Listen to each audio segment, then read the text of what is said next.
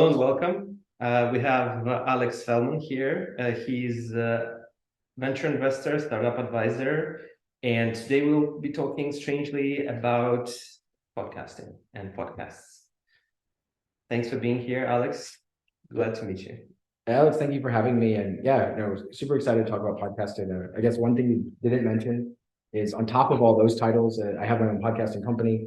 We do podcasting as a service. So we help companies create podcasts, particularly to help their marketing and branding activities. I'm probably going to unpack this a lot more later. But one of the big things that I found from doing this, and I guess I can sort of maybe slightly later as well, go into the evolution of how this happened.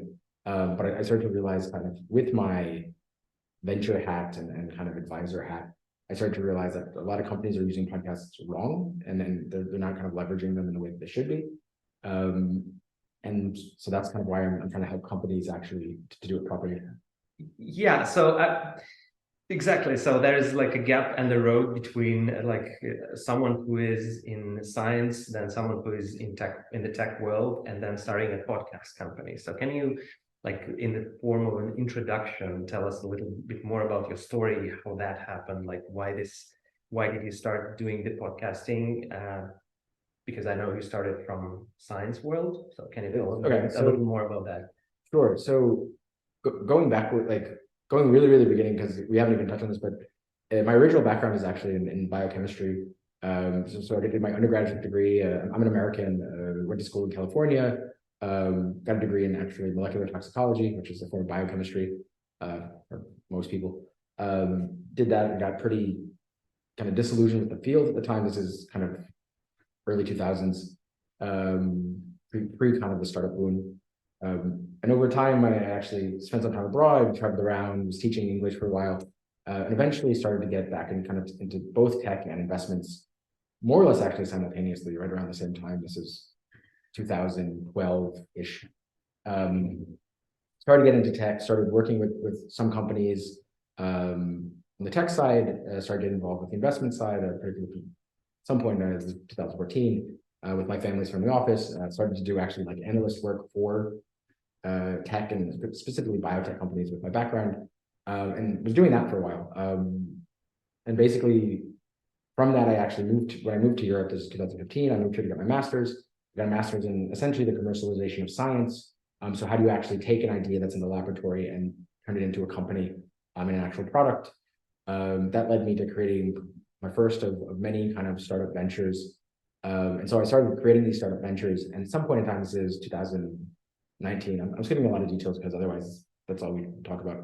But in 2019, I ended up meeting someone else from the Danish startup ecosystem, and we had a conversation. He was someone kind of similar to myself, who had a mix of kind of a startup background, but also an investment background. And we started talking, and one of the things that we started talking about of, let's say, what is the ecosystem missing? And one of the things that we realized, because both of us go to a lot of startup events and conferences and the like, is we realized that when you go to these events, there's a lot of hype and whatnot around fancy founders or super tech or this or that.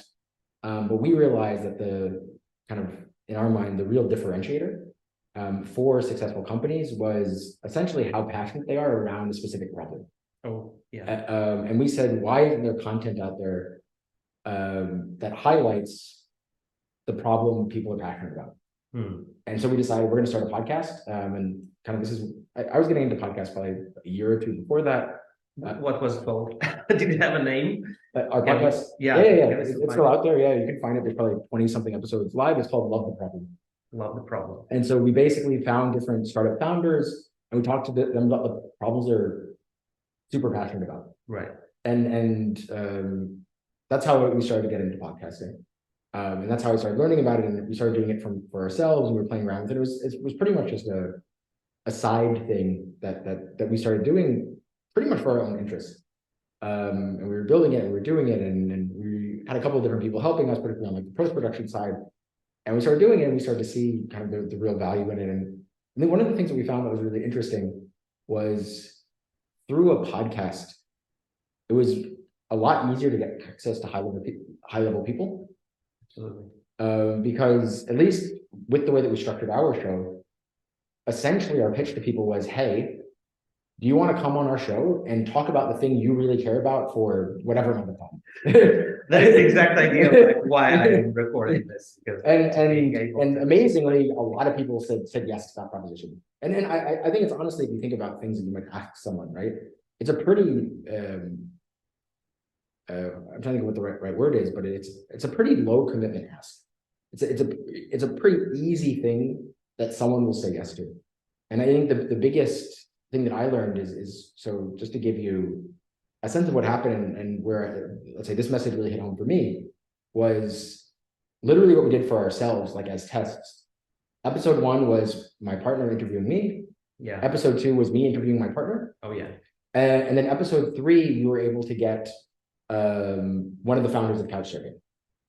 Was our third episode of like it was fast. Yeah, like it was very much like, oh, we started doing this and we just asked and there's a, let's say, an opportunity to reach him. He happened to be in Copenhagen and he said yes, and we sat down with him and it was super interesting. And he has now another company that I'm blanking on the name of. This is Casey Fenton, but he has a really interesting company about helping companies split up the equity of the companies and kind of incentivizing people through equity compensation. So making sure your early level employees are compensated properly and so on and so forth. And I can't think of the name of it off the top of my head, but pretty cool stuff. And that's where it turned out like, oh, we can actually get really high level people. And that just sort of continued. Did you know him beforehand, or did you contact him through LinkedIn, or like what was the way of? I don't remember. It's a good question. I don't think I knew. I definitely didn't know him in advance. I think if I remember correctly, I could be wrong about this, but from what I remember, this is 4 or 5 years ago at this point, right? So dating this, this is 2013. I'm talking about a story in 2019, so 4 or 5 years ago.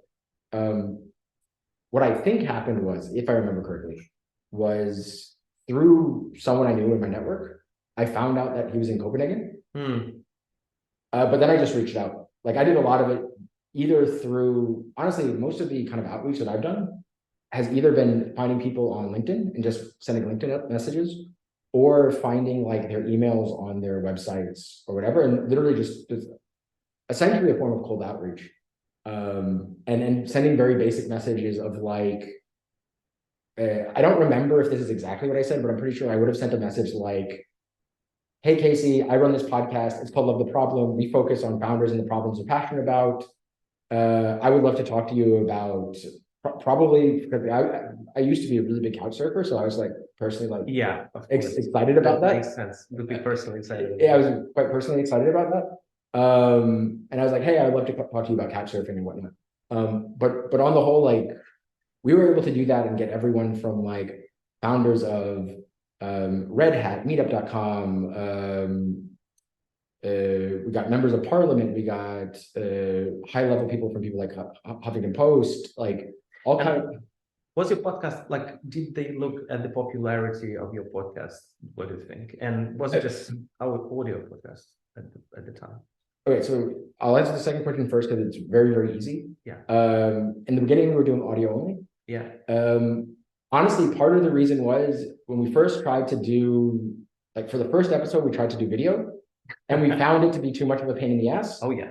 and so because we're just like, okay, what's more important is that we get this out there and we'll figure out video later. Like we were just like, let's simplify our own lives. We figured out we didn't know what we were doing on video. So we said, we don't actually, like, from our point of view, at that period of time, we went, let's say, audio is necessary. Yeah. Video is a luxury. We can't get the video to work. So let's keep it at this. And at some point at a later date, we'll figure out this video thing. And it's kind of, we felt that it was more important to get the information out there and just start recording something and start releasing something. And then we can, make it fancier or all the other stuff. So did those high level people look at how popular your podcast was? Was there like, do you think it would make a difference if there were like 100 views, 1 view, or tens of thousands? Like, is it really important? So I would say yes and no, and it's very much so, right? For example, I think we got the founder couch. We might not have even released any episodes at that point. Okay. Like, I think we might have, because that was one of the things that I do recommend to people is in the beginning, record, I don't know, 4, 6, 10 before you start releasing any. Yep. So that you can then actually kind of have a release schedule that you can stick to. As well as, we can talk about this a little bit later. I actually wouldn't recommend most people, for most companies, have kind of an open-ended podcast. I actually think it's much better for you to have a closed-ended podcast, like a mini series. I think it's just much easier to work with. We can talk about that later. But I think even if you do an open-ended one, just having this backlog ready to release will make your life way less stressful. Because then you can actually give yourself the time to actually record. I mean, sometimes, getting guests does take time. It takes back and forth, coordination, etc. And just, let's say, knowing that, let's say you have, I don't know, 6 weeks of material lined up, so that even if everything completely goes to shit, right, you have 6 weeks to sort it out. You know what I mean? And yes, it probably wouldn't be the greatest if you finally get something in week 5 or week 6, but that's better than you just kind of stalling out and just like waiting for whatever it is while you figure out your problem, right? And so that is one thing that I recommend. That being said, so what I found is a lot of different specific stakeholders don't really care. Yeah. I think if you present them, I think the bigger thing, right, is if you present them with a compelling reason why they should be there.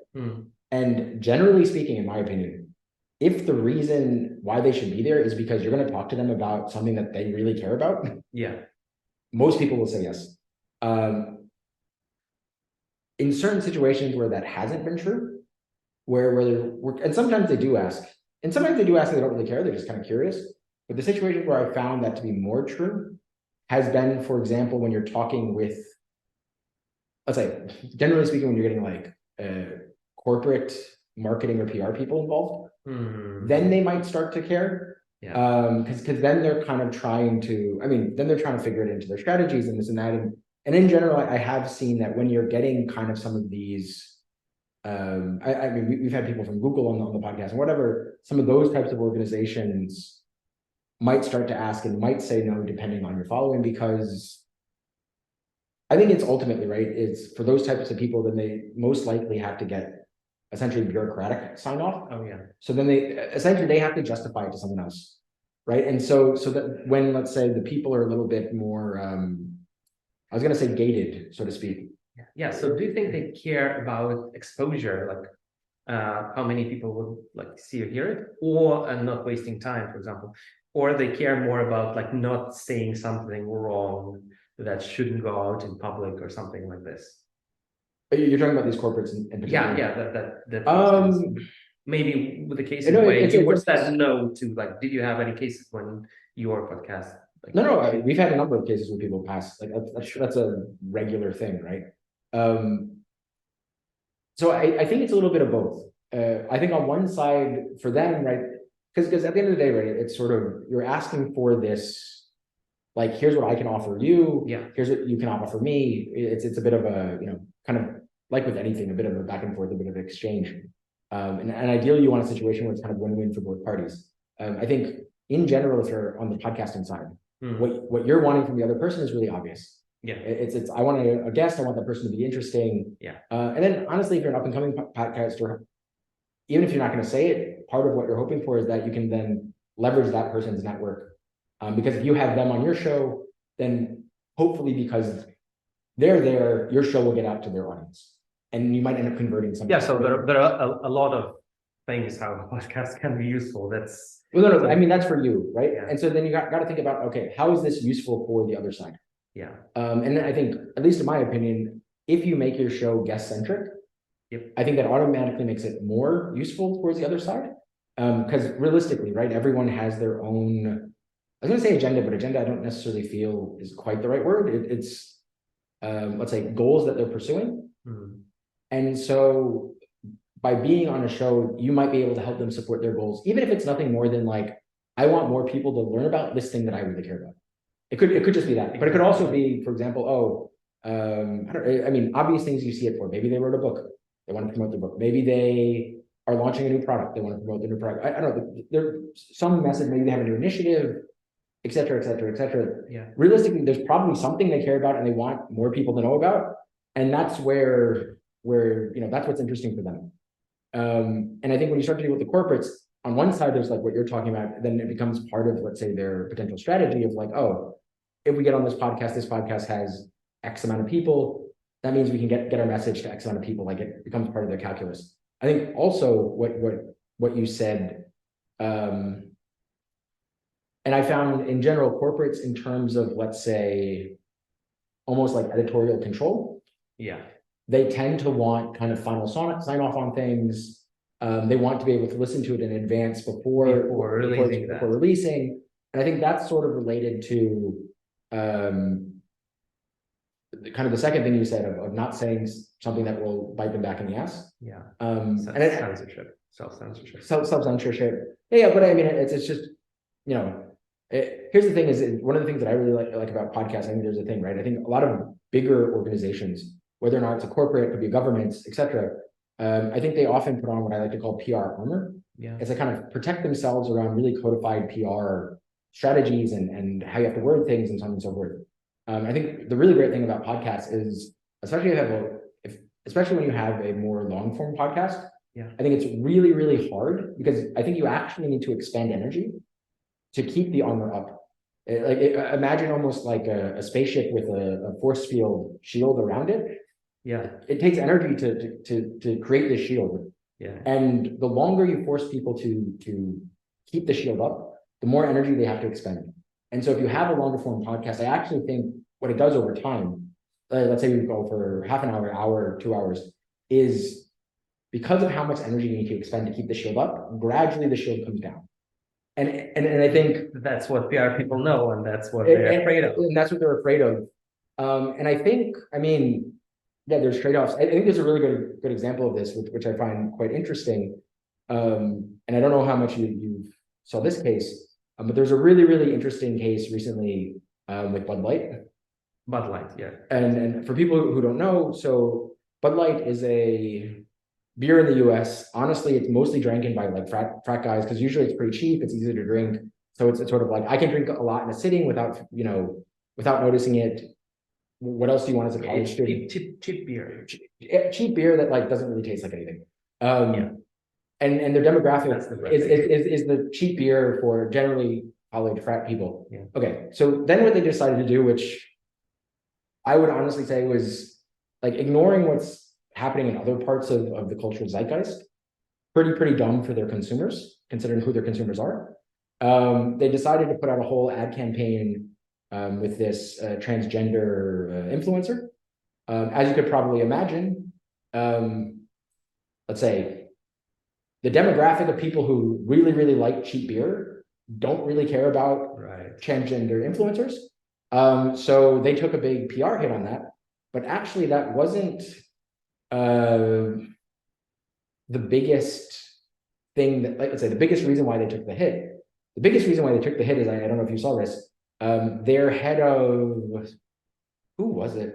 I think it was their head of marketing, I could be wrong, went on a podcast and basically said, I'm paraphrasing, so don't quote me on this, it wasn't exactly this, but paraphrasing what she basically said was, we believe Bud Light drinkers are stupid and idiots, and we want to be targeting a new demographic of people. Wow. And which is nail in the coffin. Yeah, and very much I was reading something, it was today or yesterday, that they're trying to, let's say, some people with certain agendas are trying to frame this as like, bigoted people are bringing down Bud Light because they're going against trans people and so on and so forth.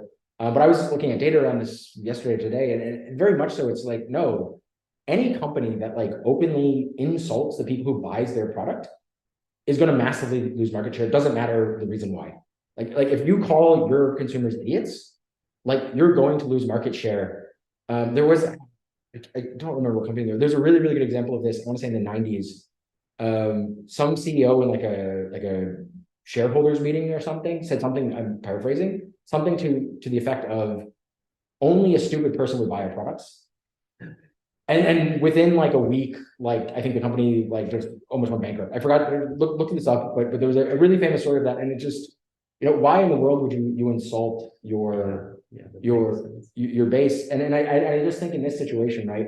And I think this is something that corporates are a bit worried about. Is I think in this situation, maybe this was, I could be wrong, but I think the person who went on the podcast was Bud Light hired a like diversity, inclusion, and equity head or something to that effect. And she basically said, like, she showed that she did not like the Bud Light like users are not the users, the customers. Yeah, the customers. Yeah. Which I think I could be wrong, but my understanding was the people that she was insulting was something like 80% of their customer base. Was literally the people that she was saying like they're stupid and they're old fashioned and whatever. And it just sort of like, I don't know, just for me, it's like, what do you expect? And I think that's one of those things, right? Is that companies are a little bit afraid that if you open yourselves up, which I think is kind of something that is natural about podcasts, and we can maybe in a second dive into like some of the actual strengths of podcasts. And I think these are actually, I see these way more as strengths. They get a little bit afraid of like, okay, if we open ourselves like this, we seem human, people are going to make these PR blunders. And then it's going to hurt us more than it's going to help us. And so I think that is definitely a concern. Honestly, on the whole, I've found pretty easy to ease the concerns for most people.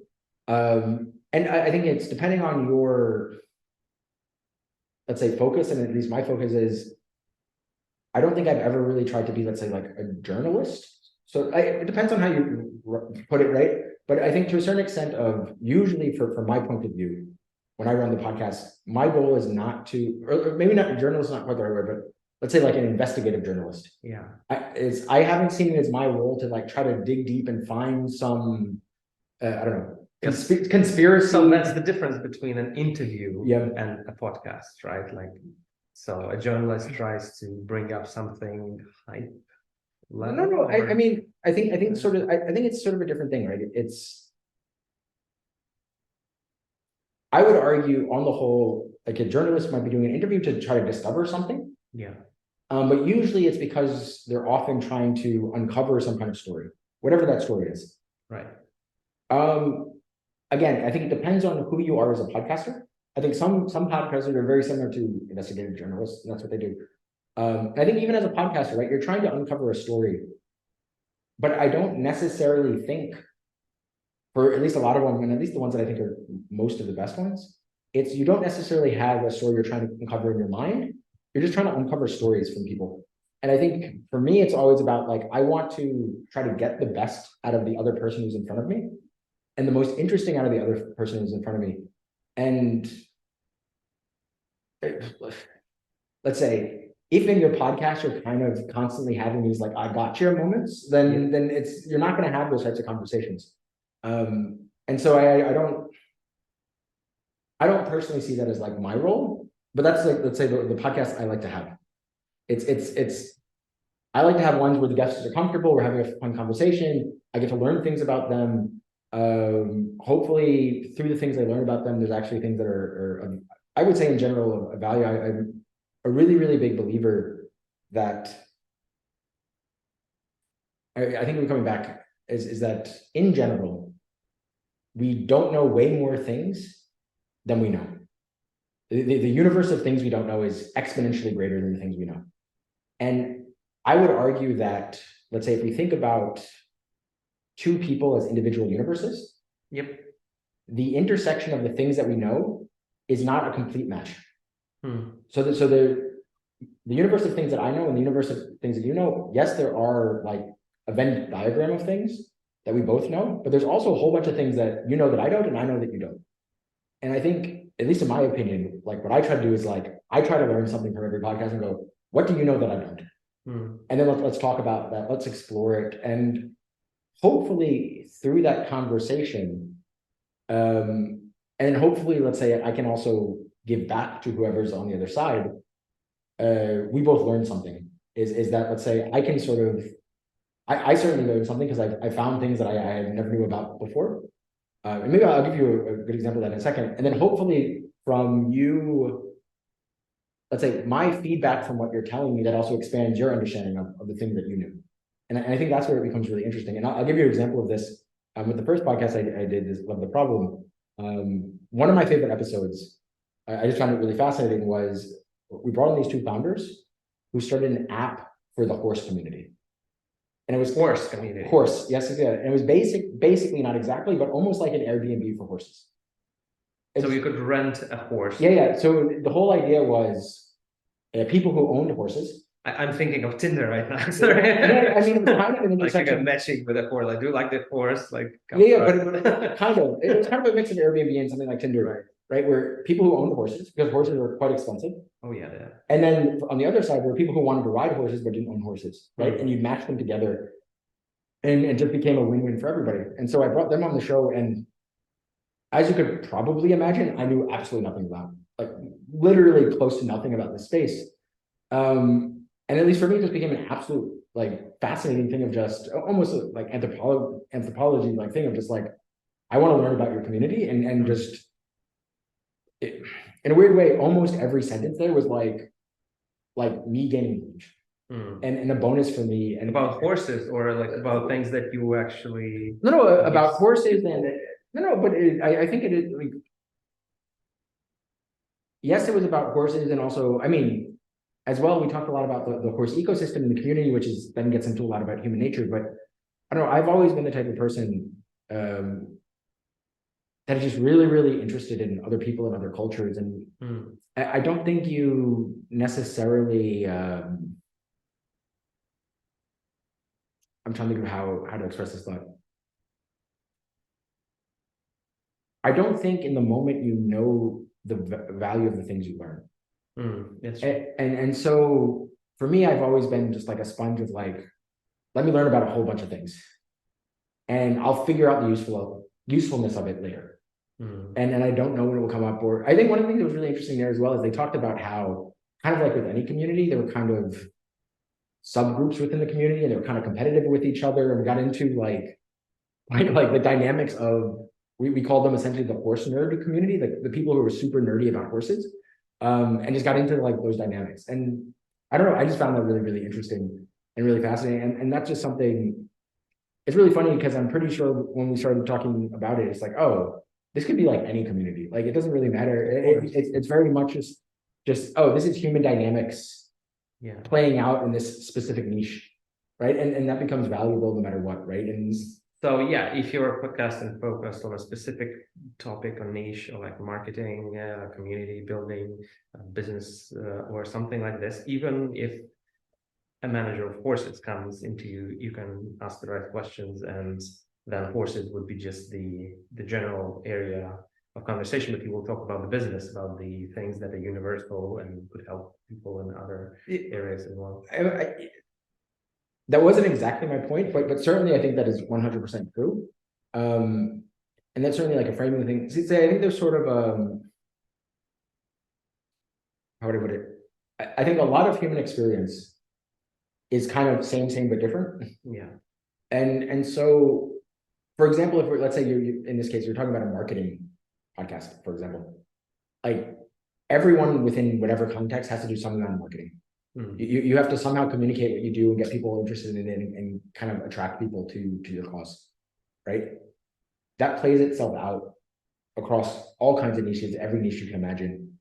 And for example, what you might see is that, let's say, because of the specific dynamics of one particular niche, in this case, we're talking about horses, so let's say it's the horse niche, they might have to do something slightly different, some kind of slight tweak. And maybe that tweak actually gives you ideas for a completely different area. And I think one of the things that I've really, really gotten into, and I think you've heard this a lot, it's really interesting. I think it comes up a lot in kind of the productivity communities and also the dating communities, is the importance of framing. And just essentially changing your frame of reference. Sort of, let's say, can you give a little bit more context? How is it relevant for dating, for example, framing, or for the other one? Let me think about this. And so framing is basically the idea of like in any given situation, your perception of that situation kind of defines how you see it. Yeah. And so and they basically call it the frame. And if you think of it like this, it's almost like the glasses that you wear that you see the world through. Yeah. But you can basically change your glasses however you want. And so if things aren't going well, one way to actually change how things are going is to change your frame. Right. And it could be the type of thing of, I don't know, let's say in the dating world, let's say you're having difficulties getting dates. One thing that you could do would be to focus on your negatives, which would probably help you with your dates. Or the opposite thing to do would be like, oh, what are the things that I'm really good at, my positive qualities? And who are the people who would really care about my positive qualities? I should probably be, I'd say targeting, but whatever, targeting sounds weird with dating, but let's say I should probably be going to places where those people are likely to be found. Yeah. And so instead of like framing yourself of like, oh, why will no one date me because I'm too short? To like, oh, yeah, you cannot be longer. Like yeah, you can't be longer, right? And to instead of like, oh, I don't know, what is the community? Let's say you really like, I don't know, horror movies, for example. Where are the community of people that love horror movies? And I bet you, this is a different side things if we're talking dating. Generally speaking, every single community I've ever met tends to be extremely incestuous in the sense of members of the community tend to date other members of the community. Oh yeah. It's just a huge human nature, right? So if you instead double down on like the things that you really care about, guess what? You're going to find other people who care about those things. And like, I would say the probable, it's not, you know, nothing is certain in life, but the probability that you'll actually find another person that would probably be interested in dating you because of your shared interest is probably way higher. And as well as you're kind of meeting them in a context of connecting over shared interests. So it's a much, it kind of loops back to what I was saying before, right? In the same way that I was asking people to come on the show to talk about the things they loved, it became a really, really simple ask. Yeah. If you're talking to people that you already have shown a shared interest in to do like more things together, it becomes a much simpler ask. The barrier is much lower. Yeah, so let us like move a little bit forward. So why did you end the show, and how did you start a company around podcasts, and who is this company for? Like, what problem in the world do you think it solved? So kind of what happened is, as we were doing the podcasts, what we started to realize is we actually had the capacity to actually help other people start podcasts while we ran ours. At some point, what basically happened was we started working with, kind of two things happened. One, we started to work with a lot more other people. So we actually started to put a lot less energy into our own. And then also COVID happened. And that kind of put everything into a disarray, also caused some internal founder conflict, and we've kind of all gone our separate ways. And so that's kind of how it led. But I think this is, so, and you're asking like, what kind of what kind of problems do podcasts solve? Where do we come in, et cetera? And I think it's a couple of different things. One, I think in general, every company on the planet runs into a problem of, you know, how do people find me? I think that's a fundamental problem for companies. How do people find me, right? And I think in general, if you look at most companies out there, they spend a huge amount of money on marketing and sales to try to get people to find them. And I think one of the things that's happening that you've seen, I know you sort of have a marketing background. I don't know if you've heard this statement, and I'm probably paraphrasing it. Something to the extent of every media channel is great until a marketer destroys it. I don't know if you've no, I haven't heard that. I'm paraphrasing it, but I think marketers created all those channels. So but that's kind of a saying it is, and I think part of the reason, right, is that on the whole, a lot of channels end up becoming just, or maybe backing up. Marketing channels end up being created for marketers. Yeah. But on the whole, people don't want to deal with marketers. Yeah, people want to deal with people. Yeah. People want to deal with other human beings. No one, and it's not just marketers. Like no one don't want like to be sold, but they like to buy.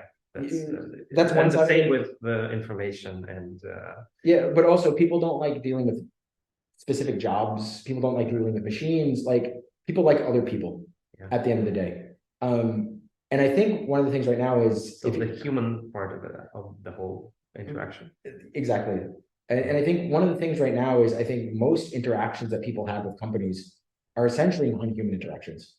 Yeah. It's either their marketing channels, or maybe if you go to their website, it's a chatbot, or if you call them up on the phone, it's some automated system. And it's transactional. It's very, very transactional.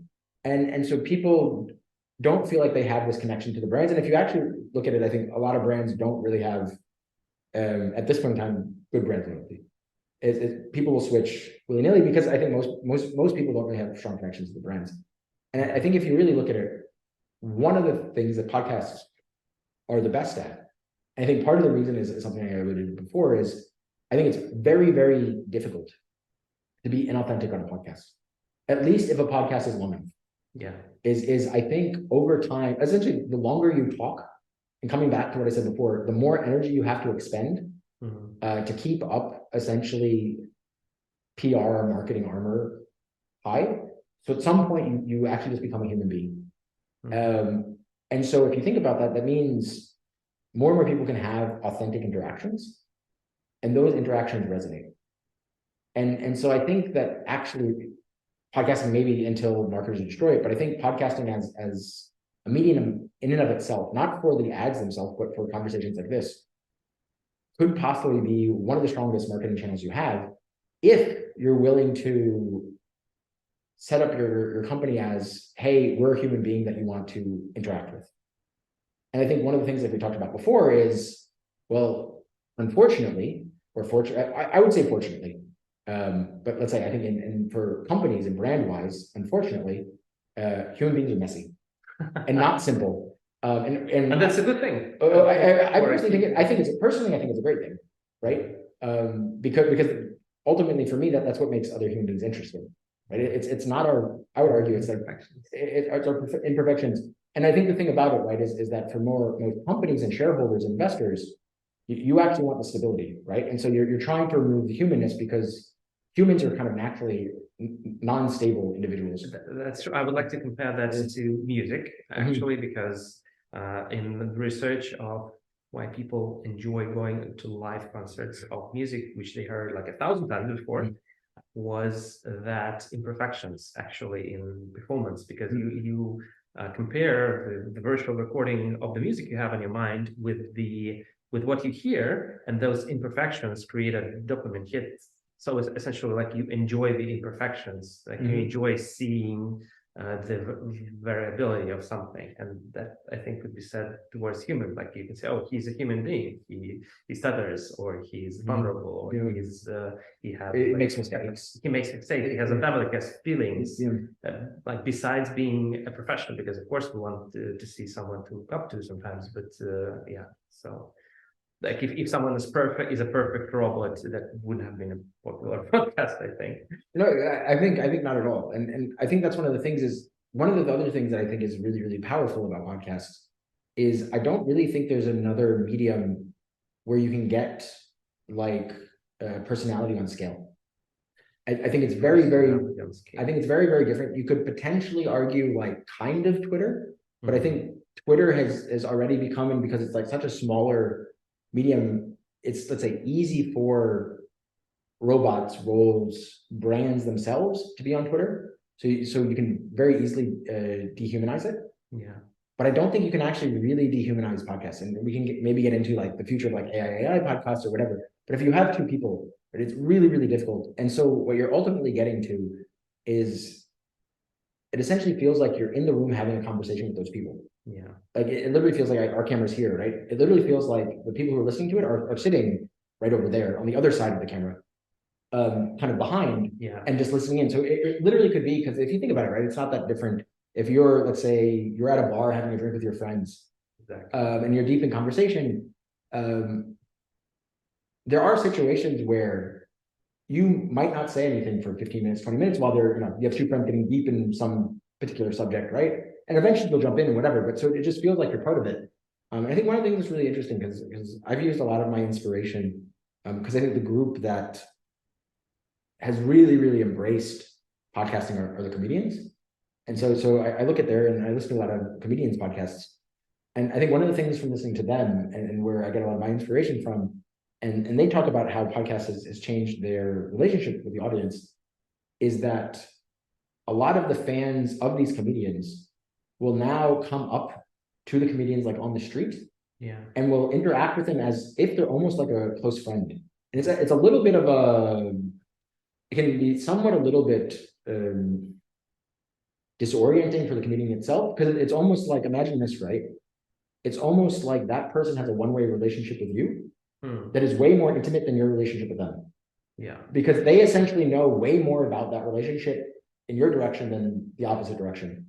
And so think of someone, just let's say, I'll use the most famous example, but if you think of someone like Joe Rogan, right. At this point, there's somewhere in the neighborhood of, I think, 3,000 to 4,000 hours of Joe Rogan talking on his podcast. So that means what? Maybe more. Well, I think he's at episode 2000 something, and they're usually like 1 to 2 hours. So we're looking at probably 4,000 to 5,000 hours. Right. So if you think about, if you're a really big fan of Joe Rogan, you've had almost 5,000 hours of interaction with Joe Rogan and his personality. But Joe Rogan has had basically 0 hours of interaction with you. Yeah. Like, unless you actually met, or whatever interaction you might have had that one time, right? He's had almost 0 hours. So it's a really one-sided relationship. I mean, it's just, the interaction is very one-sided. However, the thing is, because they spend so many hours with you, you can talk to him very intimately in detail about specific things. Maybe about, it could be the type of thing of, let's say he mentioned something like, I'm making this up, this past weekend was my wife's birthday. Yeah. And then he has a fan who meets him that week. They might walk up to him and be like, oh, how was your wife's birthday? Right? And you can imagine that if someone who you've never met before came up to you on the street the week after your wife's birthday and asked you how was your wife's birthday, that would be a little bit. Yeah, so he's feeling like you are part of his kind of tribe. And one thing like I would like to add is one of the biggest unmet needs in society, and that's why people drink alcohol and do drugs, and that is like deep social connections. So they're trying to imitate that through various types of means, and podcasting is one less harmful way to imitate that, I would say.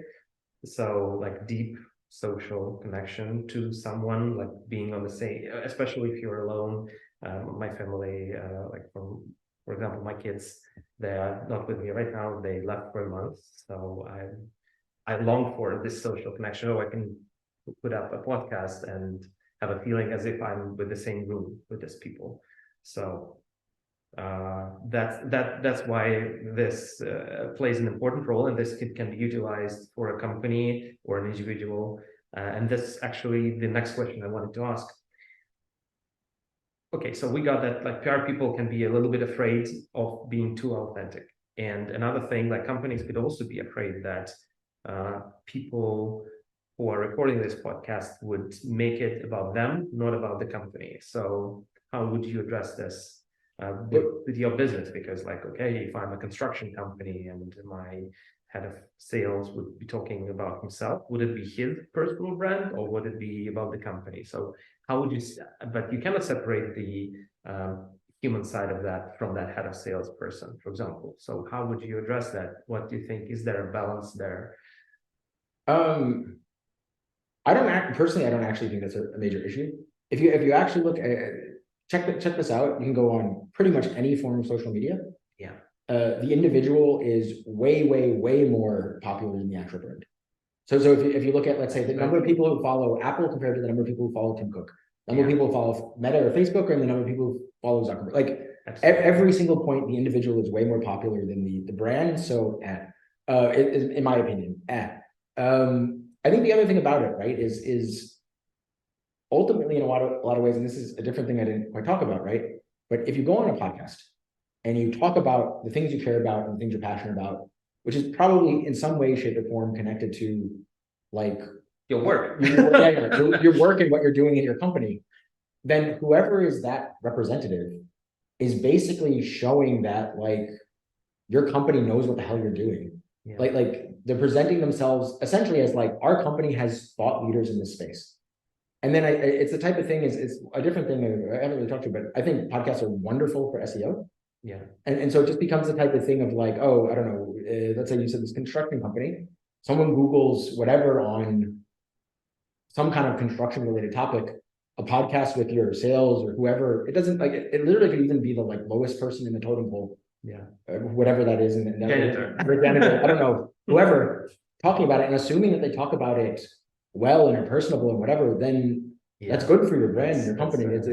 It's a touch point. I think that's the thing. That's one of the biggest things I think as well is for me, I think the real strength is as well is I think more and more so, or not even I think, what we've seen is more and more so people are getting bombarded with information. So there's like an exponential amount of information coming out there every week. I'll give you an example of that. That's not quite what we're talking about, but I think just something to think about. So doctors are having a really big problem right now. And the reason that doctors are having a problem right now is the internet. Not quite that, but the number of scientific research papers is doubling every 6 months. Oh yeah. So it's becoming almost impossible to track all of them. It's like how are you going to keep up as a doctor? And basically you can extrapolate that to just about any industry. And so there's so much information out there that's essentially becoming noise. So there's becoming a lot of noise. And one thing that I think about a lot as a brand and a company is essentially you don't want to be noise. Is one thing is I think you should constantly think about how do we not be noise. And if you coming back and if you think about like, okay, what does noise mean? Basically noise just means some piece of information or content that is irrelevant. And relevancy is kind of fundamental. Okay, what is relevant?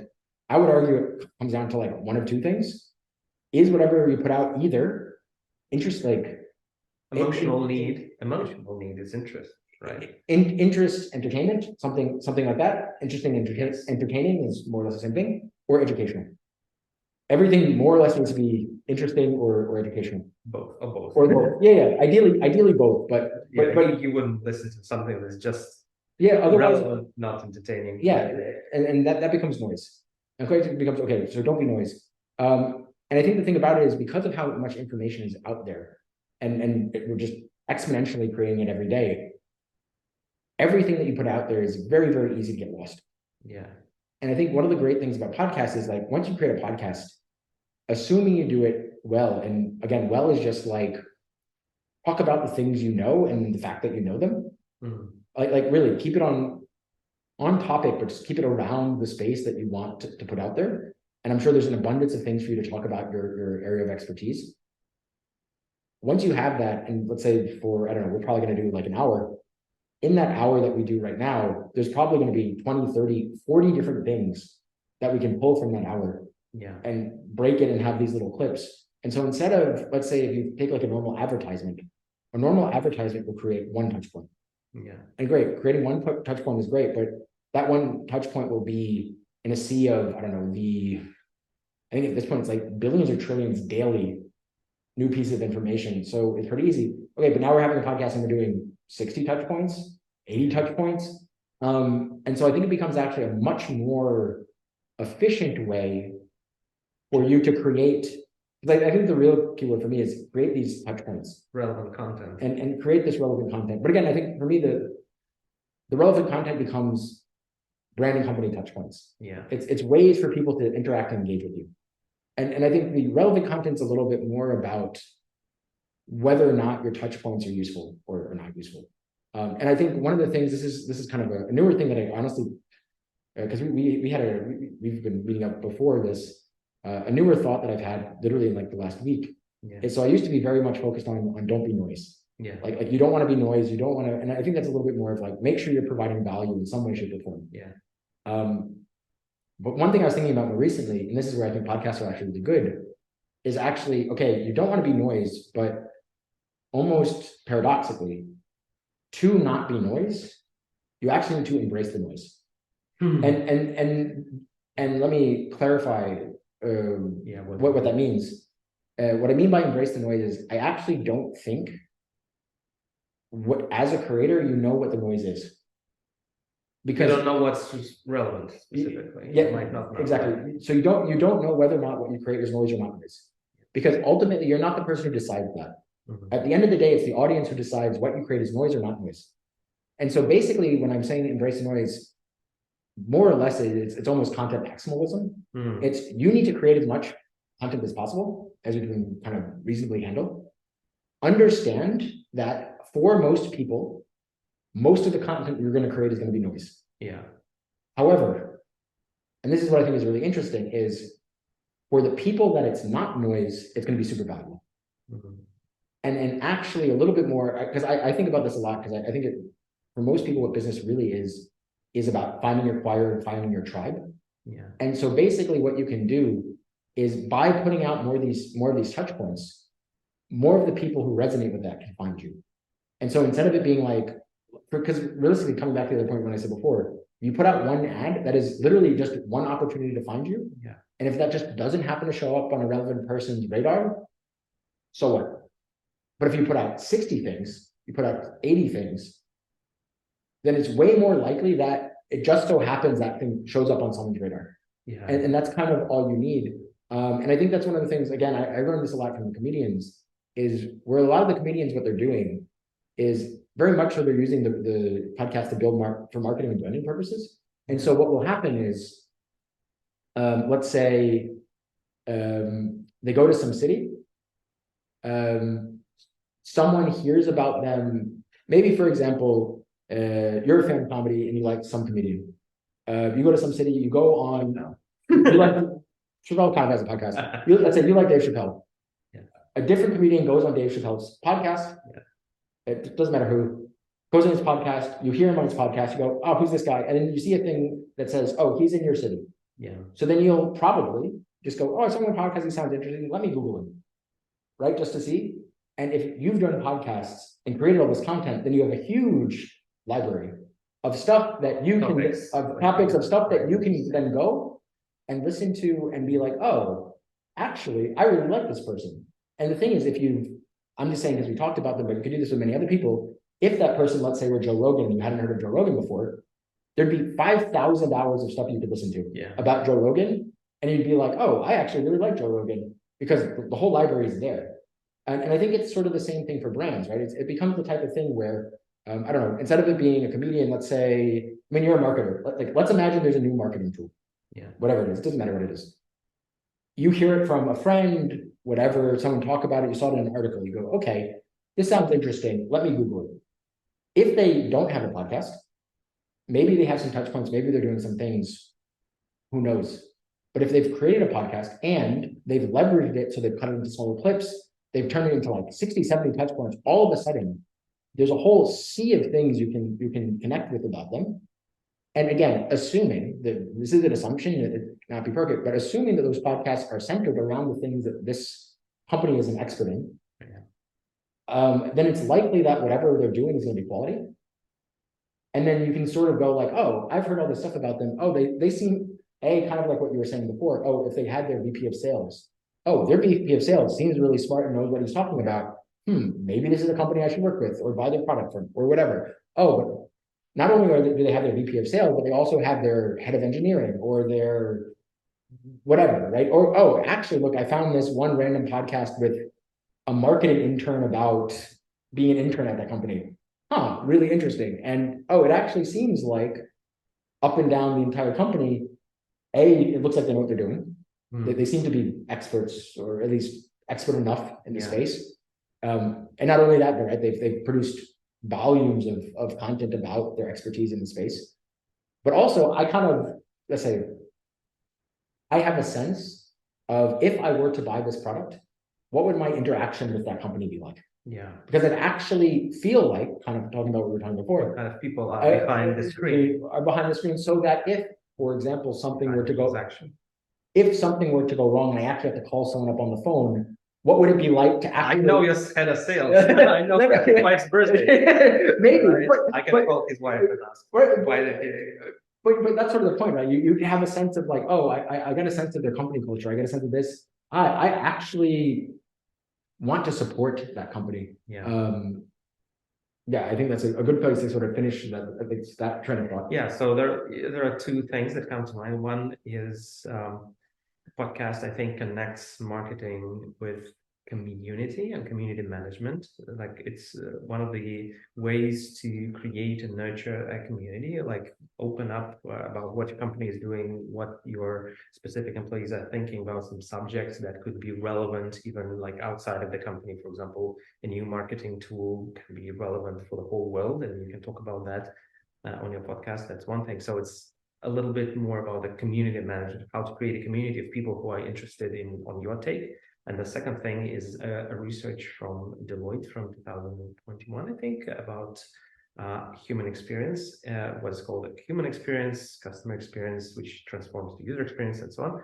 And the key factor, like how to create trust in today's age and how people perceive trust.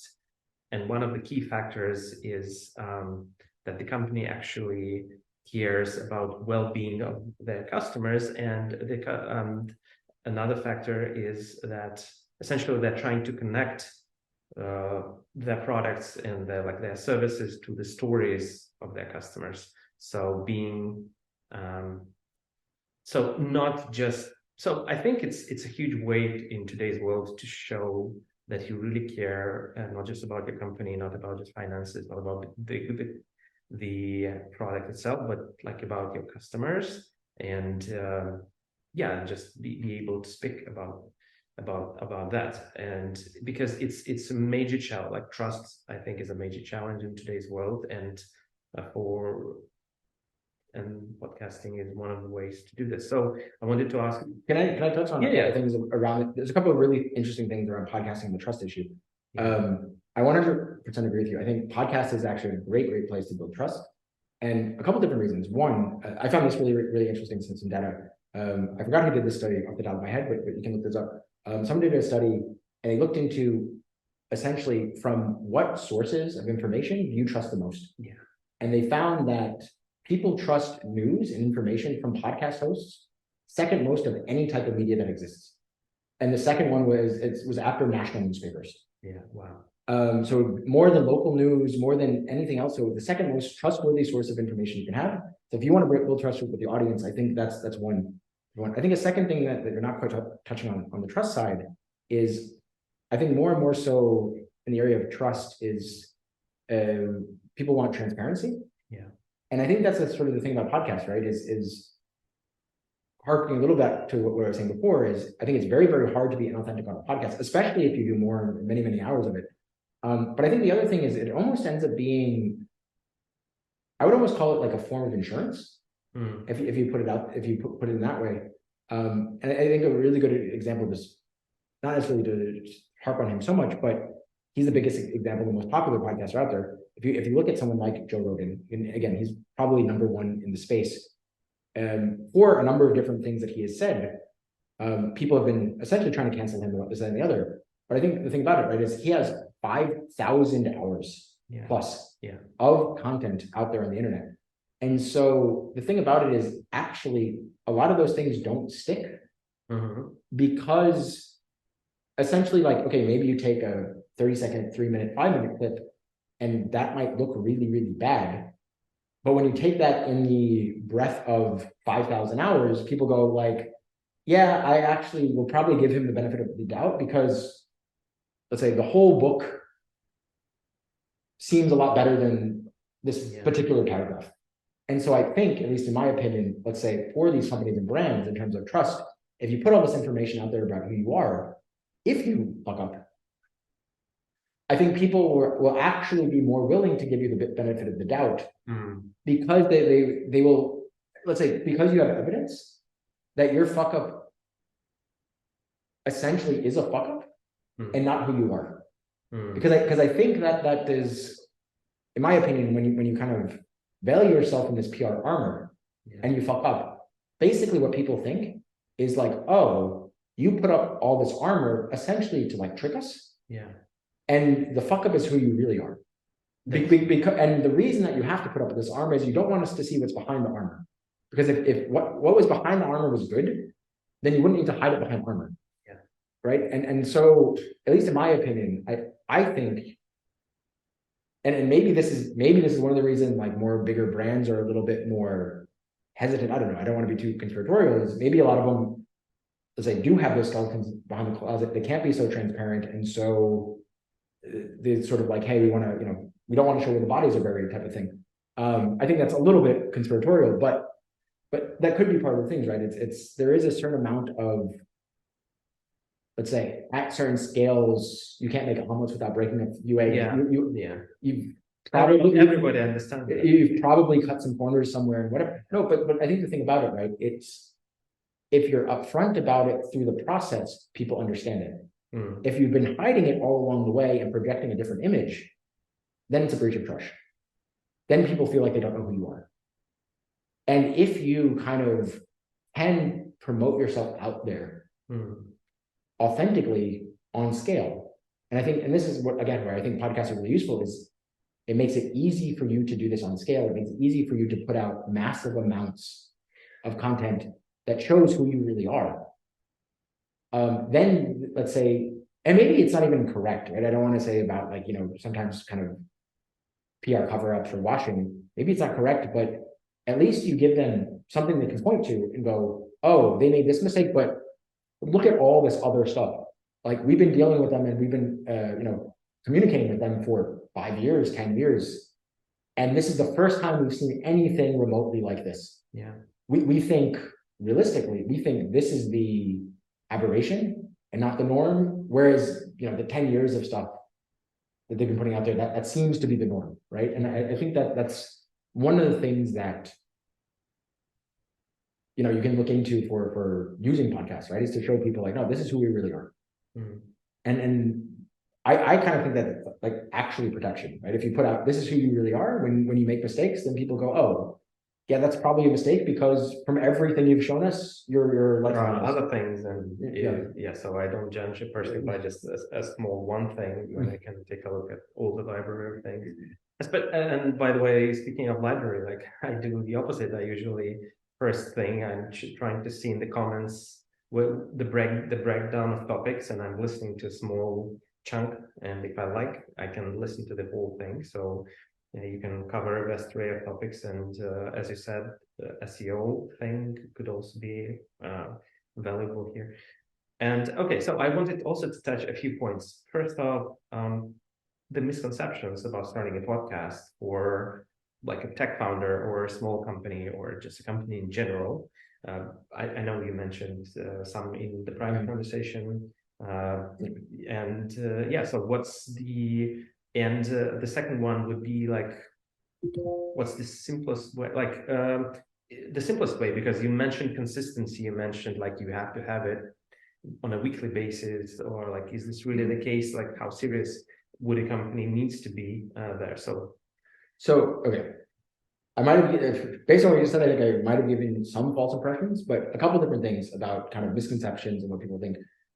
One, I think there's a major misconception is that on the whole, when most people see podcasts, they're generally interacting with people who are essentially in the podcast business.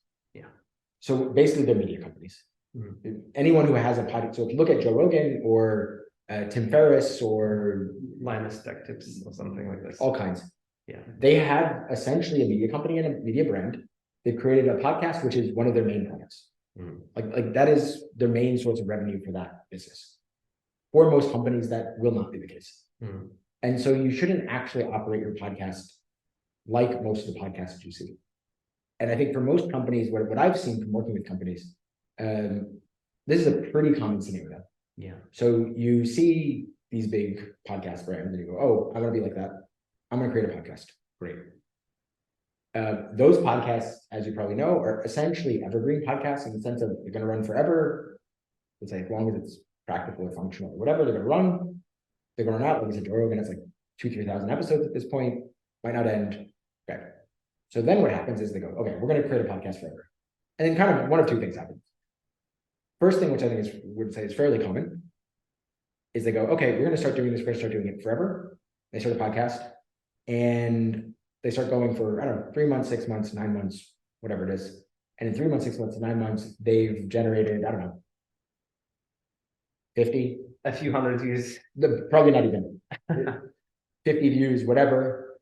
They have, let's say they're this marketing tools company. They're this marketing tools company, and they go, oh, we've generated 50 views. We've spent 9 months on this project. Yeah. That ROI doesn't seem so good. This project's a waste. They cut it off. Not worth the time. That's like one really common scenario. One thing around that is realistically, you're not going to gain almost any traction for 12 to 18 months, which is, I would say, for most companies, way too long to have kind of a zero ROI project. It's just hard to. Everyone wants short term. It's just hard to keep that project going, right? And I think one of the big things is one of the reasons this fails, which might be just a different way of thinking about it, is realistically, audience is probably the last thing that's going to change. So if you think about this, I think most business people understand, right? Most people are kind of quite familiar with the funnel. Yeah. And so if you think of it like if you kind of mapped a podcast to your funnel, audience would be the bottom of the funnel. That'd be the absolute last thing that's going to grow. And you have to build all the way up. Yeah. So how do I understand as a marketer that the podcast is of my company is not a waste of time? Like what should I be looking at, and how can I prove it to my superior? Sure. So this is what I think, and what I try to promote towards companies is that, so don't think of your podcast for podcast's sake, because realistically that's not going to work. Think of it as actually a content creation tool. Think of it as you're a marketer, and you know what? You have, I don't know, every day, at least 2, 3, 4, 5 channels. Yeah. You have LinkedIn, you have Facebook, you have Instagram, you have TikTok, and it's growing, channels that you have to fill with content. Right. A podcast is a really, really great way to help you fill those channels with content. Yeah. You have to do it anyways. But like we were saying before, is you could take, let's say, for example, this hour content we're doing right now, you could probably turn that into, and maybe this is a project for you personally as a marketer after, over the next couple of weeks, you could probably turn that into like 60 plus pieces of content. Yeah. Now you basically spend an hour of work to generate content, and now you might have content that you can use for a month and a half. That's really powerful. I think so. I want to touch on something else. I just lost my train of thought on that point. Connecting with that as well is, I think you're probably a better expert at this than me, but I would argue for a marketer, right? And let's say if we did a side-to-side comparison here. So with the podcast, we said one podcast that will help us generate 60 pieces of content. Yeah. Imagine if you had to create those 60 pieces of content by yourself. Oh my God. That would be a lot of work, because I think ultimately with any creative process, the most difficult part of the creative process is the 0 to 1. Yeah. How do we generate something from nothing? And if you have to generate something from nothing 60 times, that's going to be a lot of work, a lot of effort, so on and so forth. But if you have to generate 0 to nothing 1 time, and leverage it 60 times, that's just a way better, like just the ROI on that makes way more sense. Another sort of similar thing, and this is something we've seen quite a bit just within my own company, and we don't really do this, we're not as much on the marketing side, we're a little bit more essentially on the creative side, like helping people create podcasts, doing some of the hosting, etc. But we've seen on the actual marketing side, and someone did a study that showed, let's say on LinkedIn specifically, audio video content on LinkedIn is 25x better in terms of reach and engagement. Oh yeah, that's right. And so potentially, if you do a podcast like ours, we record the video. So if you record the video, you could potentially have 25x more reach and engagement. And what I will say from our own like internal data, from what we've seen, is yes, we haven't seen 25x, but I would say we've pretty consistently with relatively small, like pretty small brands, have been able to do 8 to 10x. If you look at basically looking at what is their audience and what is the reach of the posts that we do around their audience for podcasts, we're easily able to do 8 to 10x what the brands actually do. Yeah, so essentially like creating one podcast creates you from 10 to like say 50 content pieces, and then you track engagement throughout all of these content pieces throughout like maybe a longer period of time, even a year, because I've heard people, I know people who were doing a podcast and that didn't work for them in the short term and they stopped, but then in a year, people were still addressing them for that content, for that information, and once again, like came up to them on the street and saying like, hey, I've seen that episode like recently, even sometimes. So yeah, that has a really long tail. Well, I mean, that's sort of the thing about it too, right? Is I think that's one of the great things about very much a podcast is long tail. Yeah. But one of the things about, let's say, one of the great things about long tail content is you create it once, you put it out there, and then you don't have to do anything with it, but it's still there. Yeah. And so it's basically at that point in time, let's say, at least on aggregate, only more people are going to find out about it. Yeah. It's never going to have less people find out about it. Only more people are going to find out about it. That's true. And you don't know the time frame and whatnot, but if you're going to be in the business long enough, and this is kind of coming back to what I was saying more about touch points, it literally just becomes a touch point. And so you don't really know when that touch point becomes useful or relevant or necessary. But just having it out there will give, I would think of it this way, right? If you think of what touch points actually are, is touch points are an opportunity for someone to find you. And so that's just an opportunity for someone to find you. And the thing about it, right? For most of these things, you're going to put them up on, depending on how you do it, you're going to put it on YouTube or Spotify or whatever. Once it's there, it's more or less not going anywhere. So just basically, it's like, oh, we now have, I don't know, let's say for every podcast you create, especially if you make clips, let's say each podcast you do 50, just to make it easier. That means you have 50 touch points that now exist in the world for every podcast. I don't, go ahead. Like for me as a marketer, that sounds like incredible, but for like, let's say tech founder or a small company that doesn't do much of PR or something, that sounds like, wow, we have to create 50. So it sounds a little bit scary. So what would be, but I think the how thing, it would be easy for them to start? but that's sort of the thing is it's so much easier because you only have to create one. Yeah. And I think that's sort of the thing. And this is, I think this is a different misconception that I didn't want to get, let's say, would have been at some point the next piece that I would have gone into. The barrier of entry to create a podcast is unbelievably low. And maybe like just getting out there what we have right now, which is way more than we need. Right now, what we have, on one end, we have a cell phone with 2 lapel mics. I bought the lapel mics like $20 off Amazon. Realistically, I go to events and that is my entire setup. Is my cell phone and a lapel mics. I already have the cell phone. So maybe if you want to, you can expense your cell phone now as a business expense, but I spend an extra $20. I often, honestly, for clients, do it completely through Zoom. Zoom has really good, everyone probably has Zoom. Maybe you have to pay for the premium version of Zoom. What does that cost you? You could do the entire thing on Zoom. So you need almost nothing. And I think a lot of people, I think so many people are used to, let's call it, big newscast level production, Hollywood level production, high level advertising. Perfectionism, essentially. Perfectionism, that they think they have to do all this for this podcast. And realistically, I'm very much in the midst of it. Like at the end of the day, all people care about is the content itself. And the thing is, if you center the podcast itself, let's say you're this tech founder. If you center the podcast around whatever your tech is and the thing you're passionate about, then you basically already have the content you need. You already know what will go on it. You can be authentic and you can be interesting because you care about it. Because you care about it, you're knowledgeable in it. Most likely you've spent years studying it. So you already have that. Realistically, all you need to do is like get another person. Because I think it's, some people, there's kind of an argument here of whether or not, I personally think it works better as a conversation. And I think it's just a matter of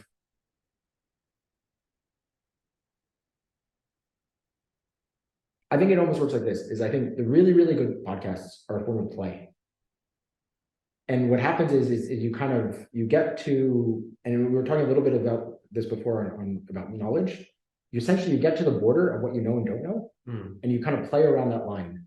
And you get a little bit dangerous, kind of a hero's journey. You get a little bit of danger and you kind of play around that line. And I think, and you create, and then you go to a destination and you have changed. By as a hero, of course, going through. But I think that let's say listening to people essentially play through talking. I think that's what becomes interesting. It's going to these places that they are uncharted, are unheard of. It's interesting, and I think yes, you can do that on your own, but I think it's just way easier to do that with another person. And I think why it's so easy to do that with another person is because you and that other person are not identical. So your spheres of knowledge are not perfectly matched. And so essentially, let's say the things that you know can push me into areas I don't. This is a little circular from something we talked about, I don't know, like half an hour ago, right? The areas you don't know can push me into areas I don't know. The areas I don't know can push you, and vice versa, right? The things we know can push the other person, and so it becomes this really intersectional play that like both pushes each other, done properly. And so I think that's what becomes really interesting, and that's why it becomes useful to actually have another person. I believe that these kind of more, I mean, I guess it's technically an interview style, but it's a conversational style of podcast. I think work better. I think it's also easier, right? You don't have to script it. Yeah. I personally am a belief that, let's say, setting up a little bit of structure, which I would call the playbox, the sandbox. Yeah. Setting up a sandbox is kind of nice, so that you would kind of at least essentially don't get like paralyzed by choice. So it's not so open-ended that you kind of don't know where to go. But if you have some kind of framing, and I think again, if you're going to be using it for your business, the framing of the podcast is probably the most obvious thing it could be. Yeah, so you mentioned mini-series kind of things. I'm not even talking about that. I'm talking about like on an individual episode level. Yeah. Like what is the theme of this podcast? And if you have a business, the theme of your podcast is going to be hopefully unbelievably like obvious. Yeah. Of most likely, it's going to be a handful of things. It's not going to be so okay. So you know that okay, we're going to play. This is kind of the bounds of where we play. This is our playground, right? But then within that playground is where you play.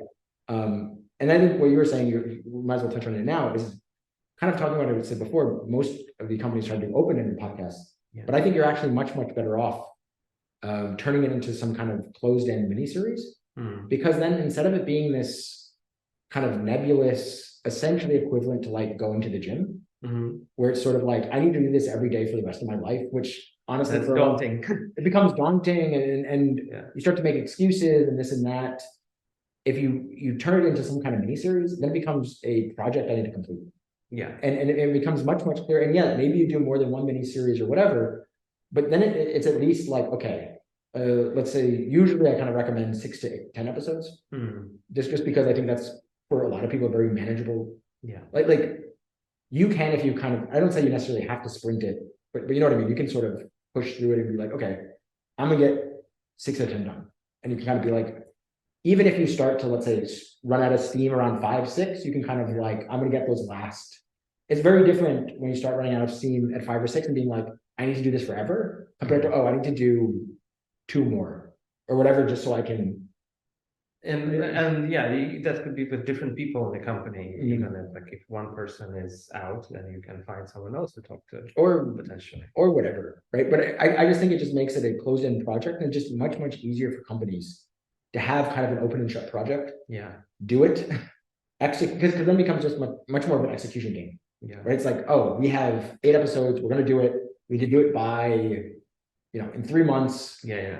We record it, we put it out there, and the project's done. Right. Oh, it's a project. Yeah. And you can quantify it, and exactly right. And you can break it into smaller tasks. And whereas if we're doing this forever, then it becomes this kind of daunting. It becomes this existential. It becomes this type of thing where then it becomes like going to the gym or learning to play guitar or all these things. Every hobby that people want to do and end up discarding. Not doing it, and it's easier to stay consistent this way, because like if you're doing a podcast and then doing the second episode in half a year, and then you're doing some whenever. Yeah, exactly. And then you just kind of go through it, and I think that makes sense. And then I think the other thing too, right, is then I think it's easier within a company setting, especially a marketing setting, that you go through it, release it, and then you can actually like stop, gain insights.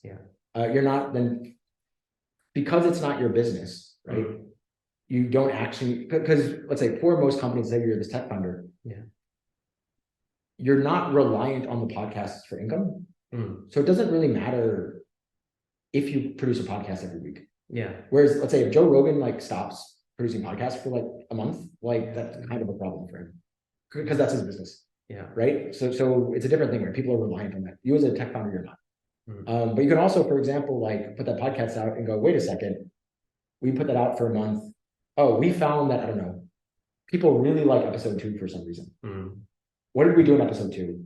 Or whatever. Or we broke episode 2 down into 50 parts, and something in part, I don't know, 10 to 20, part 13.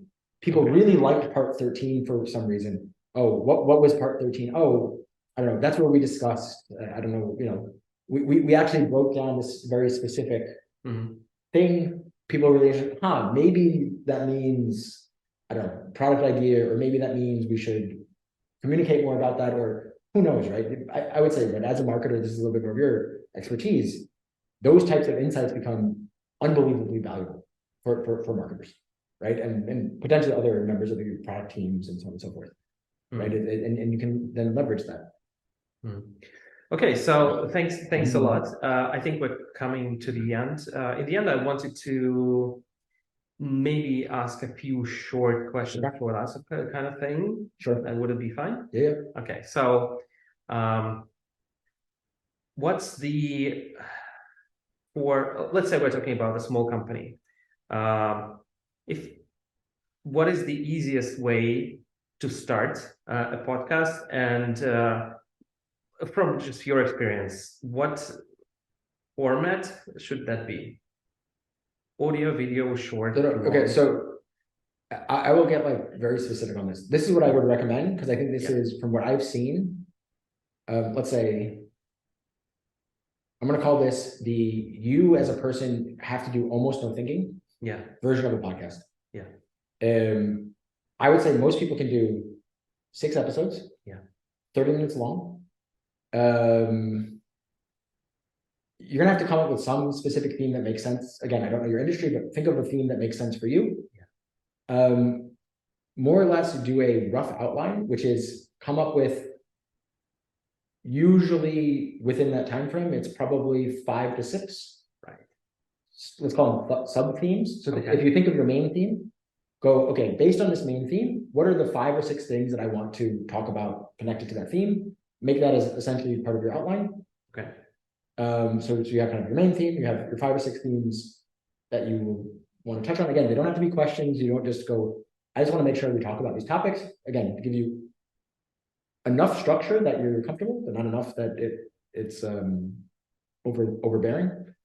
And then basically, like, I would recommend audio only if you're a first timer, but just because it tends to be easier. If you're comfortable putting video, like you still have both. You still have both.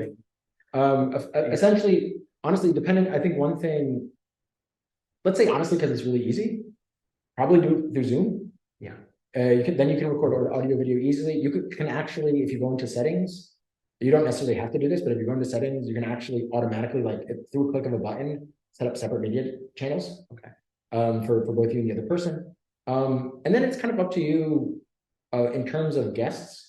But I would think of what guests do you have the easiest access to? Yeah, that was actually the second question. Like, if I'm like a tech founder, if I'm a small company, or like a medium company, should I be the interviewer or the interviewee on a podcast? So should I be inviting people and talking about them, or should I invite someone who would like ask me questions? So how do you frame it if like that's business focused?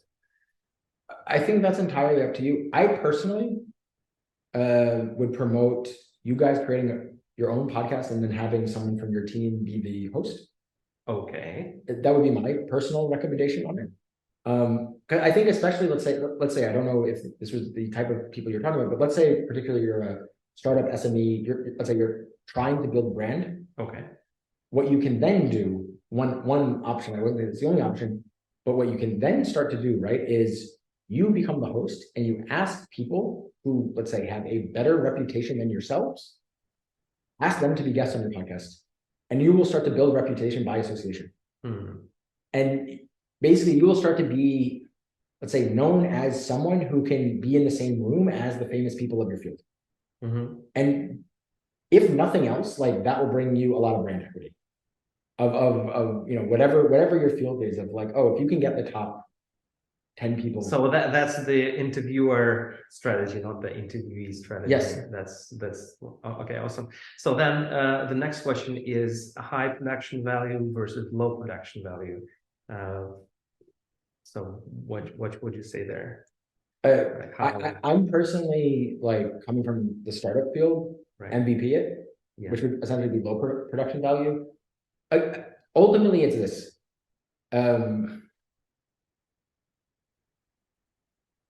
Starting is more important than not doing it because of that's one. Content is way more important than the production value itself. Yeah. So the content is way more important than the production value. anyway, I think a thing that people don't realize is technology has gotten to the point where the baseline level of production value is actually quite high.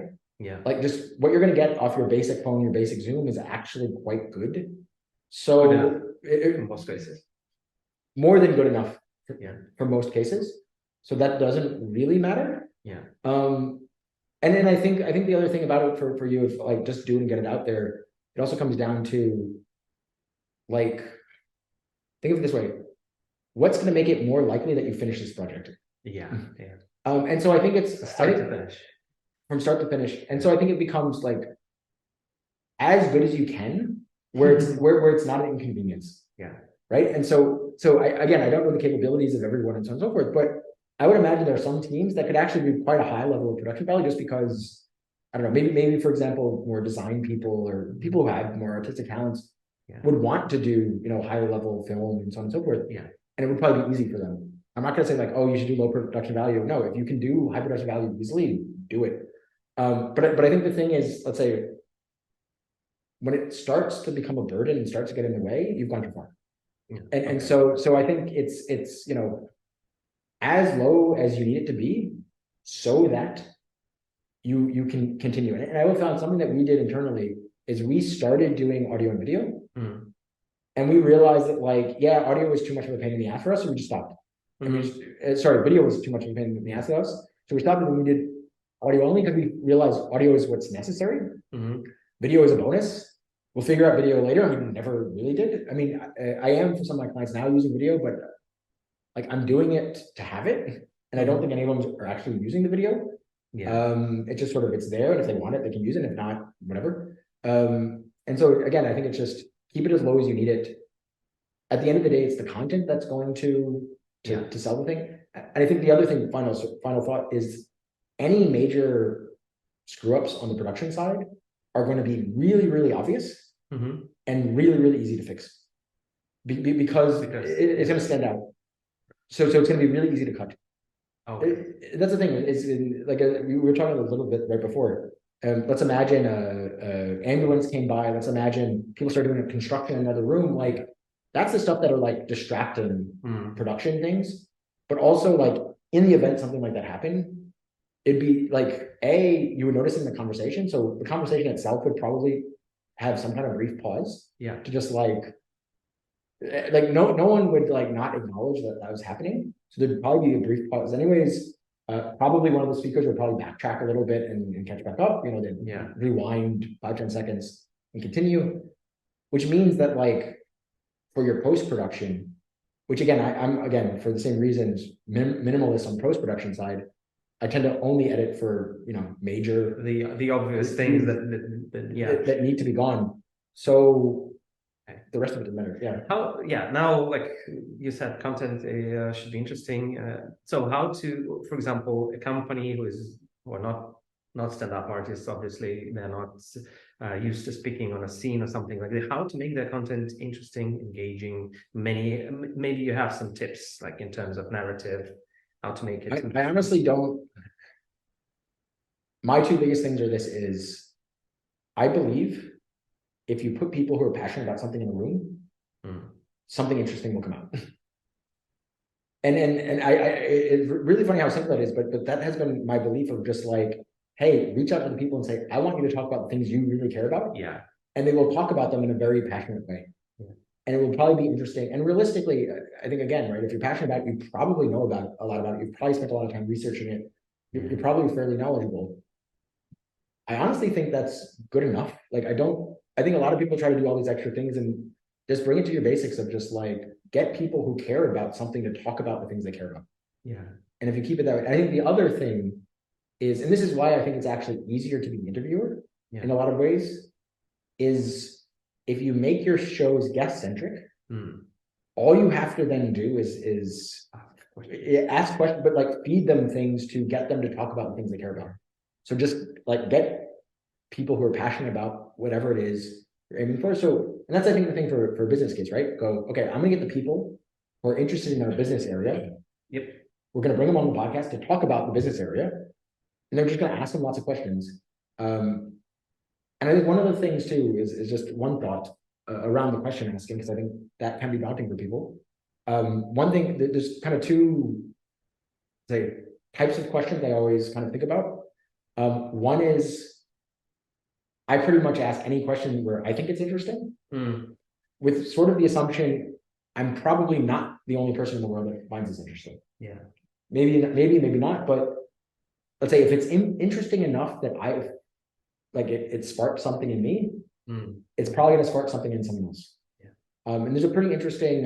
So it should be both interesting and emotional for both guests. Yes, works. But there's something. Here's something really interesting. This was a Tim Ferriss thing, where I forgot who was talking to Tim Ferriss, but someone was talking to Tim Ferriss and was saying like, how do you like remember everything you read in books? And he said something to the effect of, if it stands out and I remember it the next day, then that's what I remember from the books.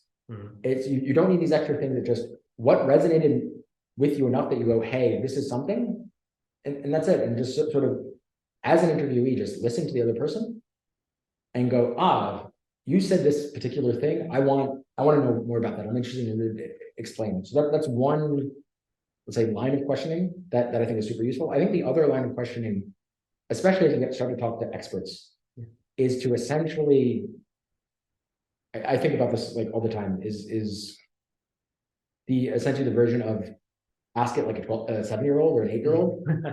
and I think it's this is because I think a lot of people, as you become more and more of an expert on anything, you forget about essentially how much of an expert that you are. And so you start to, and this is like not necessarily a bad thing, but let's say you start to talk to people like yourself, and you start to forget that most of the world is not at the same level in this particular thing as you are. And so I think, especially if you're trying to make something that's a little bit more broad appeal. But even I don't think you necessarily let's say if you're doing this in business case, I think it's even relevant for business case, because I think what you forget is, right, most likely the reason a customer is coming to you is because they don't know as much about that subject and they need to solve a problem related to it. Because if they knew as much about the subject, they could probably solve the problem themselves. So they're probably operating within that field at a lower level than you are, right? And so if you start to ask questions of like, hey, can you define this word? Oh, I don't understand that. Can you explain it? Just these types of honestly, it kind of sounds boring or whatnot, but they're almost like definitional questions of helping people remove jargon or simplify more complex terms. And I always think about that because just in the sense of, okay, I tend to think of myself as a relatively like well-read and knowledgeable person. And so I tend to be able to follow most conversations from most experts, but I'm always thinking to myself of like, if I did not have this knowledge base that I have, would I understand what's going on? So simplifying. And if I think probably not, then I ask a question. And I go, okay, I want to ask this so it can be easier for everyone to get on board. And I think the thing about that, right, is if you think about it and let's say for practical purposes, I think those types of questions, let's say for business and really practical, like kind of almost tactical thing, I think those questions actually become some of your best questions for like SEO. For example, that's true, because it becomes a very, very direct of those are the types of questions that actually someone is probably literally putting into a search bar. And the people who are probably looking for your company are probably literally putting that exact question in the search bar. And all of a sudden, this is what I was talking about, like a little bit more like drilling down of how you turn this from an hour to 60 things. If you ask a question like that, all of a sudden you have a piece of SEO, and now you take that out and you go, I have a piece of SEO specifically tailored to one specific question. And now when anyone asks that question, they're finding you. And you can do this while getting ready for the podcast as well. You can go check what kind of questions that people asking on the subject. You can address them, have them in mind during the conversation. You could do that. I generally don't, but you could. There's no reason not to, but yeah. Sure. Thanks. And the final question for today would be like, is there something you would like to add to everything, something like you have passion about and you think is worth mentioning as the final kind of summary or maybe an advice? Yeah, I'm trying to, there's so many different ways I can go with this. I think it's kind of just wrapping this up a little bit, and I think one of the final things, and it's been in my mind for a long time, is I think ultimately, and this is, I feel like almost where we started, is I think you can never forget, at the end of the day, people do business with people. And I think you need to just constantly remind yourself that as you go through your business of like, let's say, if someone were to interact with this, would they feel like they're interacting with another human being or not? And if you think they would not feel like they're interacting with another human being, then it's probably not a good thing to be doing, would be my opinion. And I think that's just one of the reasons I really, really like podcasting, is because I think it's a really, really natural medium to feel the human connection. And really just, I don't know, I've become a really, really big believer. I don't know, read someone like a Yuval Harari of just the power of stories, and how much of just like the success of humanity is our ability to tell stories with each other. And podcasting is such a great tool for storytelling. And I would almost argue one of the more, to tell these kind of long-term stories. And I had a really, really interesting, I was listening to, I haven't finished it, listening to a really, really interesting podcast today. Podcast I really like, Chris Williamson, but he had a guest, I think his name is Bill Perkins. He wrote a book called Die with Zero. How? Die with Zero. Die with Zero. Oh, I heard about it. Yeah. But one of the things he was talking about that a really, really interesting concept, and I think this is one of the things the podcast can really help you with, is he talked about this idea about memory interest. And I found this really, really interesting, and essentially memory compounding interest. I found this to be really, really interesting conceptually. So everyone is really, really kind of on board with financial compounding interest. Yeah. And it's really helpful for like saving or putting money in the market. But he started talking about like, if you live an experience, the memory of that experience will compound essentially for the rest of your life. Yeah. And you'll be able to tell that story more. You'll be able to like think about it, and there's essentially a compounding of the richness of your life for the rest of the life when you do those things. And I think, for example, you as a company can essentially create this kind of memory compounding interest effect through podcasting in a way that you can't really do anything else. Or the other thing that you can do, right? And this is where I think people get to know you, right? Is you can show those types of moments through a podcast to your audience. You can show those like, hey, here's when we did something super crazy.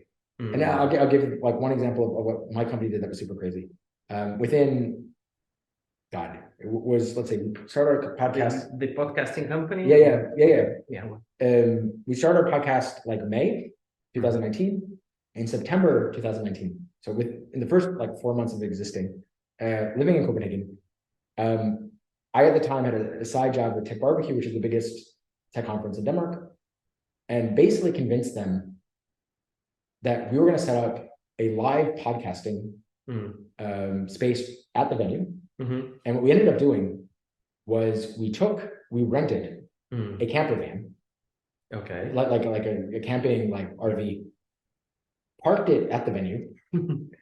The conference was doing silent stages.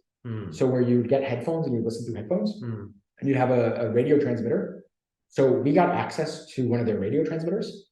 So then we basically became live radio for this conference, where they could essentially change the channel on the headphones and get us, and proceeded to do something like, if I remember correctly, it was roughly 24 hours of podcasting in 2 days. We basically did roughly 10 to 12 hours a day. Was it recorded?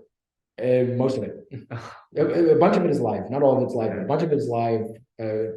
Some things got lost because of the mess, but it was being broadcast to this thing. We had this van. We printed some banners, and we were bringing people into our van to do podcasts. But literally, we're just like almost for like 10 to 12 hours straight, just podcast.